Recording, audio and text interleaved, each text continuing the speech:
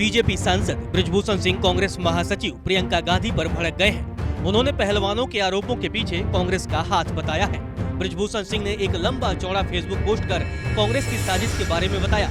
BJP सांसद ने दावा किया कि कई बार कांग्रेस ने उन्हें जान से मारने की कोशिश की, लेकिन वे जिंदा हैं। इससे पहले उन्होंने प्रियंका गांधी को अपने खिलाफ चुनाव लड़ने की चुनौती दी थी।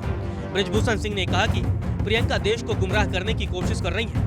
इससे पहले प्रियंका गांधी ने ट्वीट कर कहा था कि कानून और नैतिकता कहती है कि महिलाओं के साथ अत्याचार करने वाले आरोपी को उसके पद से हटाया जाए, निष्पक्ष जांच हो, गिरफ्तारी हो और कोर्ट में उसे सजा दिलवाई जाए।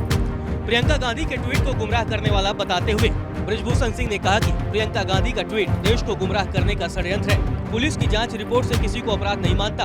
यह अधिकार न्यायालय का है और न्यायालय में हमें भी अपना पक्ष रखने का अधिकार है। बीजेपी सांसद ने कहा कि ऐसा लगता है कि प्रियंका गांधी और कांग्रेस को न्यायालय पर भरोसा नहीं है। लेकिन अब बृजभूषण सिंह ने लंबा चौड़ा पोस्ट कर कांग्रेस पर हमला बोला है। अपने पोस्ट में बीजेपी सांसद ने लिखा, चंद्रमान शरण सिंह मेरे बाबा थे और 1952 में वो कांग्रेस पार्टी के विधायक थे। रहस्यमय परिस्थितियों में अस्पताल में उनकी मौत कांग्रेस की साजिश थी। 1974 में मेरा घर गिराया गया और मुझे और मेरे परिवार के लोगों को जेल में बंद किया गया, तब भी कांग्रेस पार्टी सत्ता में थी। 1975 के इमरजेंसी का विरोध करने के कारण कांग्रेस पार्टी मुझे पूर्वांचल में अपने वजूद के लिए चुनौती मानती है। इसीलिए 1980 के दशक में मेरे ऊपर 3 दर्जन से ज्यादा गैंगस्टर और आईपीसी की गंभीर धाराओं में मुकदमे कांग्रेस के नेताओं के दबाव में लिखे गए। 1980 में मेरे ऊपर ऑटोमेटिक हथियारों से प्राणघातक हमला हुआ, जिसमें गंभीर रूप से घायल हुआ लेकिन बच गया और मेरे सहयोगी की मृत्यु हो गई। उस समय भी केंद्र और प्रदेश में कांग्रेस की ही सरकार थी।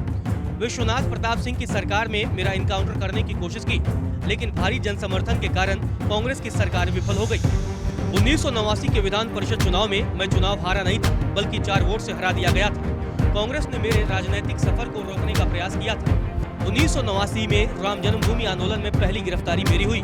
उस समय देश में कांग्रेस की सरकार थी। 1992 में विवादित ढांचा गिरा, तब कांग्रेस सरकार के इशारे पर मेरी गिरफ्तारी कराई गई। 1995 में टाटा लगाकर मुझे देशद्रोही बताया गया, तब भी कांग्रेस सत्ता में ही थी। 2004 में एक दुर्घटना को हत्या कहकर मेरा राजनीतिक वजूद मिटाने कांग्रेस ने कुचक्र रचा, जिसकी सीबीआई जांच में मुझे न्याय मिला। 2023 में रचे गए षड्यंत्र में पूरी कांग्रेस पार्टी शामिल है। इस षड्यंत्र की कमान प्रियंका गांधी, भूपेंद्र हुड्डा जैसे लोगों के हाथ में है। इसीलिए मैं प्रियंका गांधी से सवाल करता हूं कि देश को बताएं कि उन्हें मीडिया ट्रायल पर भरोसा है या न्यायालय की कार्यवाही पर। अगर न्यायालय की कार्यवाही पर भरोसा है तो मीडिया में अपरिपक्व बयान देने का मतलब क्या है?